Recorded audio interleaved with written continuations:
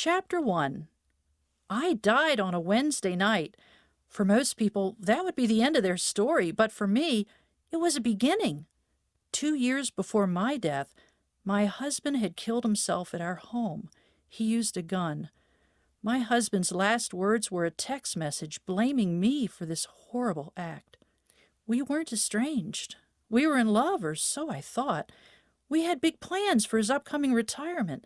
Many people, including me, thought we were well suited to one another.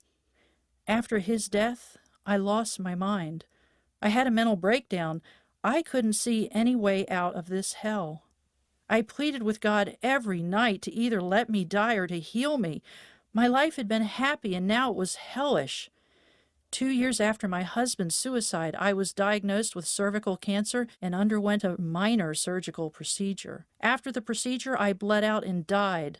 I was dead, no blood pressure and no pulse for more than 10 minutes. I was unconscious at the time of my passing, and I woke up when I died. One of my first thoughts in this new realm was that my prayers had been answered. I was so grateful that I had been granted a release from my hell on earth. In this new realm, I felt the presence of the angels and the Holy Ghost. I was enveloped in peace, light, and love. This experience went on for some time, and eventually I came to a door. The angels stopped me there. As a lifelong reader of near-death experiences, I knew what that door meant. I had no desire to go back to my hellish life on earth, and told my angelic companions this very thing. Even in death, I easily remember the agony of my husband's suicide. The angel said that if I agreed to return, I'd be healed of the grief and the emotional pain and the grisly nightmares. It was made clear to me that I had been taken to heaven for healing, but for now, returning to earth might be the better choice. Upon my return, I was a different person. The soul-shattering grief and despair that had been my constant companion was gone. The nightmares stopped. During my subsequent hospitalization, it was affirmed that I had bled to death, and subsequent tests showed that every vestige of the cancer was gone. But the real healing was the restoration of my soul. Less than 30 days after my discharge from the hospital, I began selling off all my worldly possessions, including my shiny new car and my beautiful home. 5 months after my near-death experience, I was in an affordable used car heading west on I-64. 1,000 miles later, I landed in the Midwest, ready to start a new life. I have experienced hell on earth, and I have experienced God in heaven. With the blessing of retrospect, I can truthfully state that even though it was a cross that raised me, I am sincerely grateful for these experiences. Dying was the best thing that ever happened to me, and it literally saved my life. Now let's talk about heaven. We survive death. Of that, I am sure. At the moment of my death, I popped out of my body like toast out of a toaster. The best word that I can use to describe my soul's departure is catapulted. I was unconscious when I died, but I woke up when my heart stopped. It's been 2 years since this happened, and I still remember how it felt to awaken from that deep, dreamless, unconscious state into an instant awareness, perhaps better described as a knowing, that my time on earth had ended. This awakening wasn't frightening or startling. To the contrary, it was indescribably pleasant. It was akin to awakening from an intense dream, but far more enjoyable. In that split second that I went from unconscious human to fully awakened spiritual being, I experienced the most profound mental acuity that I have ever known. It was as though a massive surge of spiritual power poured through every iota of my consciousness, and I went from 60 amps to 100,000 amps in an instant. At the moment of my death, I sensed a sinewy, elastic strand of silver running from the crown of my head to the bottom of my heels, and it was though someone pulled back on that strand like an archer's bow and let loose. With an audible pop, my soul left my body. And while it was dramatic and quick, it was also incredibly gentle and completely devoid of any unpleasantness or suffering. As this separation occurred, I heard a pop or a ping. Mary C. Neal described it perfectly in her book, 7 Lessons from Heaven, as the sound that water makes after a stone drops in. One of my first thoughts was, I'm awake, but I'm no longer connected to my body. After that separation occurred, I began floating away from my body with the softness of a feather on a summer's breeze. The instant that I felt that jolt and then experienced the feeling of floating, I knew what had happened. I have marveled at this inherent knowledge so many times, but I knew what had happened. I knew the whole of it. I was unconscious and happy and free, and the first words out of my mouth in this new heavenly form, were, "My heart has stopped." This sudden death had been a surprise ending, but the truth of the matter was, it was a very good surprise. For 29 months I had prayed every night, "Please, God, let me go. My heart is broken, and my soul is dead. Do not ask me to spend another day in this hellish existence." 29 months earlier, on the morning of April 18th, 2016, my much-loved husband had come home for lunch, opened the fridge, and retrieved 2 helpings of leftover chicken Hasselback. After finishing his lunch, he dutifully put his plate into the sink, stepped outside, sat down in his favorite lawn chair, and put a 9mm Glock in his mouth. His aim was perfect.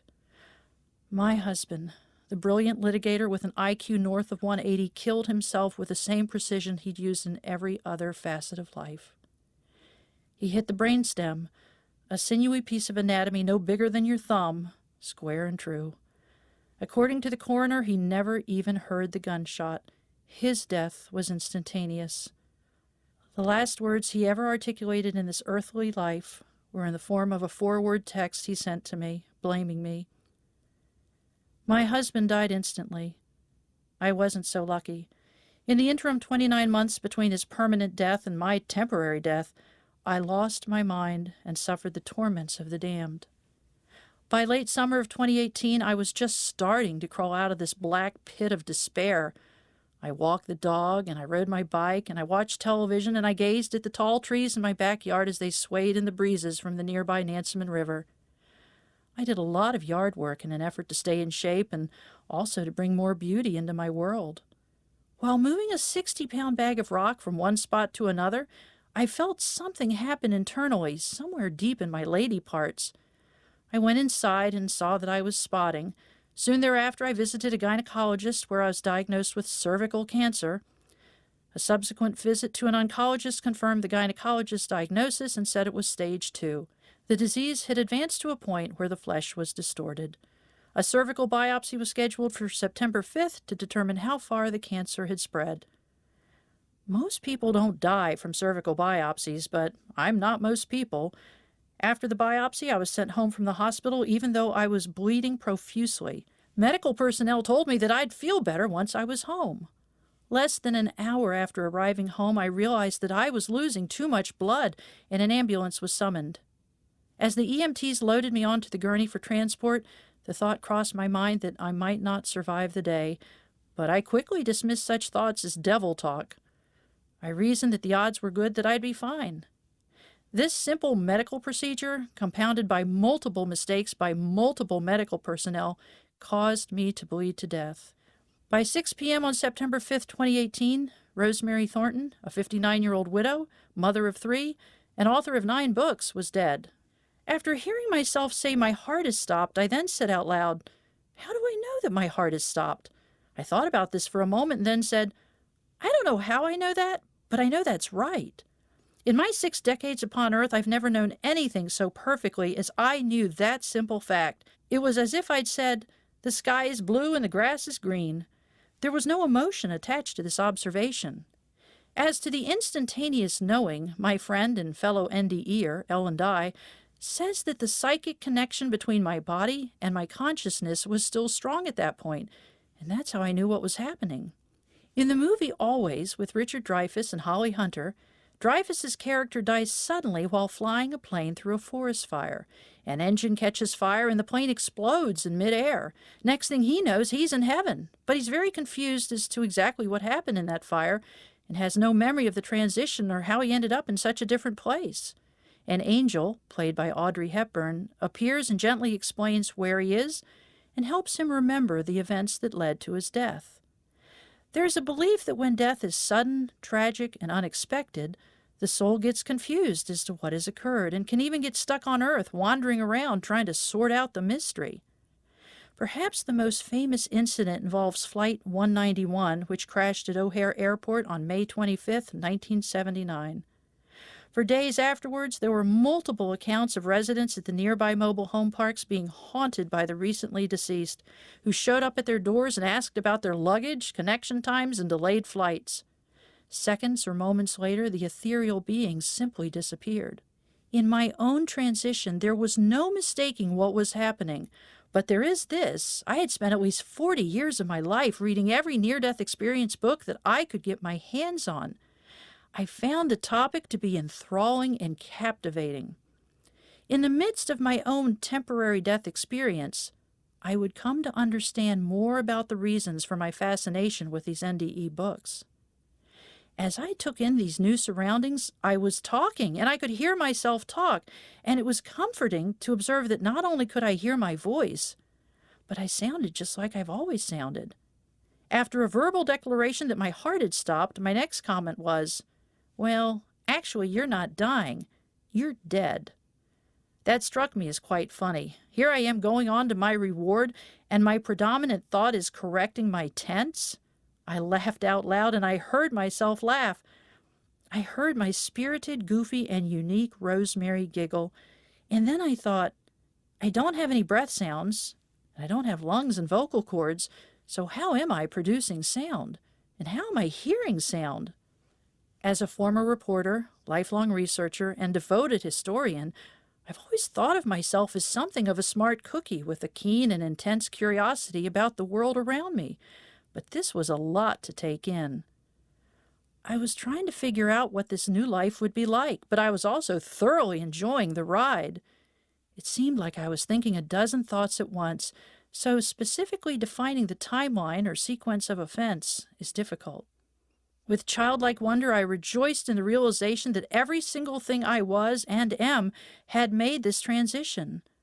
I was still me, right down to my quirky humor, deep voice, and funny little giggle. It's part of the human experience to wonder what life is like when the body dies.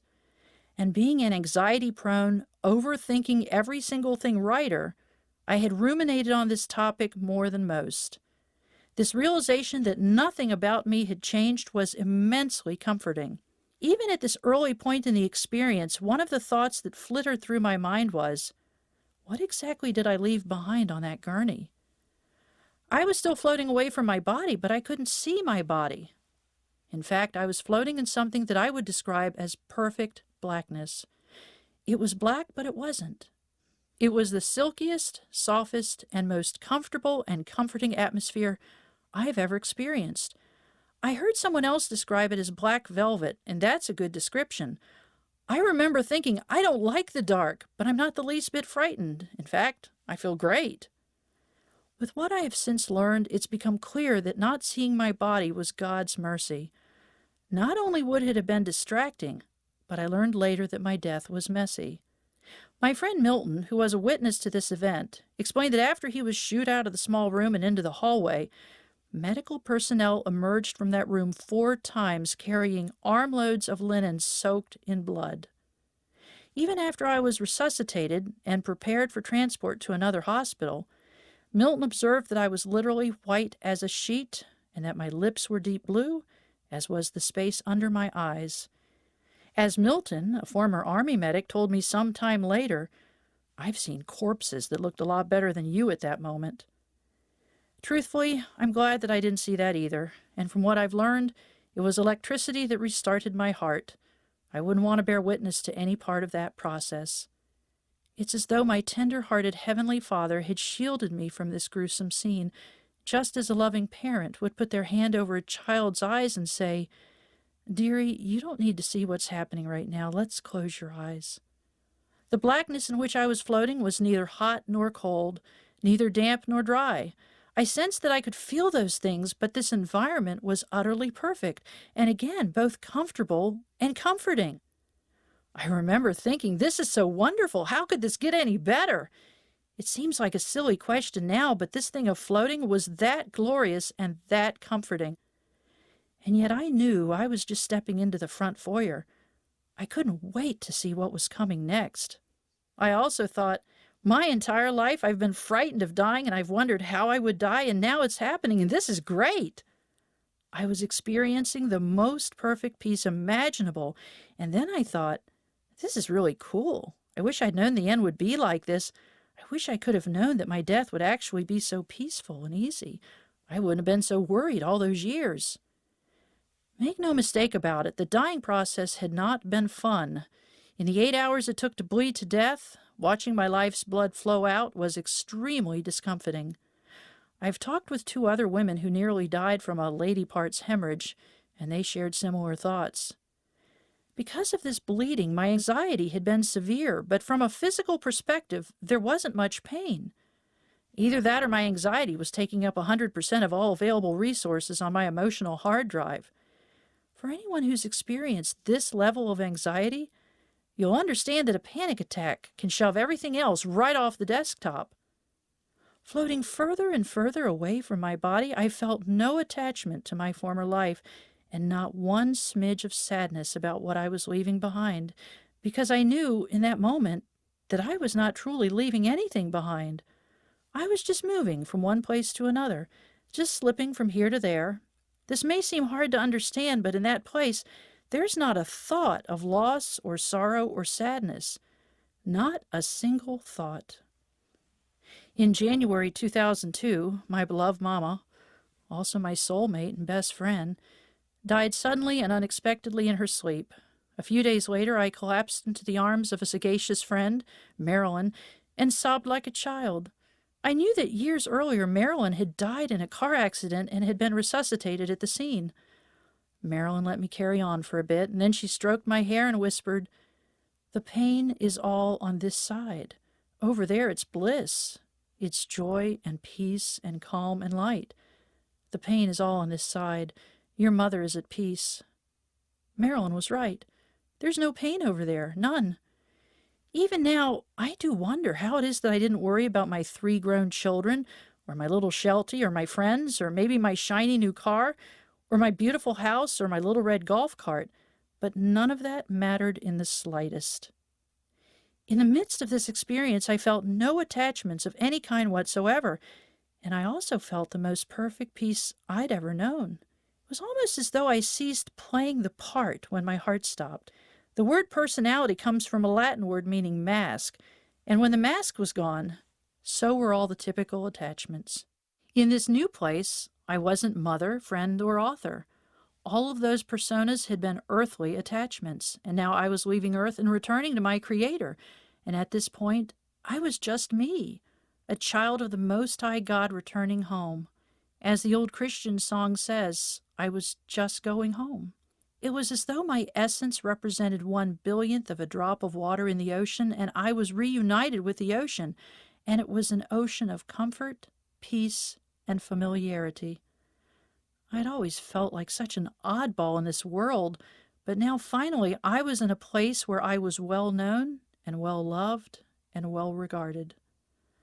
As I floated away from my body, the people and places of my earthly life were nowhere on my mental or emotional horizon. I didn't think about my buddy Milton waiting patiently in the emergency room. I didn't think about his sister Mabel on her knees at my home in Suffolk, Virginia, praying assiduously that God would spare my life. I didn't think about what a surprise this would be to anyone who knew me. I didn't think about my memorial service, a topic I've always found a little intriguing, or the fact that my lifeless body was now laid out on a gurney, looking pretty rough. Prior to being dead, I was a relatively healthy female who'd gone into the hospital several hours earlier for a very simple 30-minute procedure.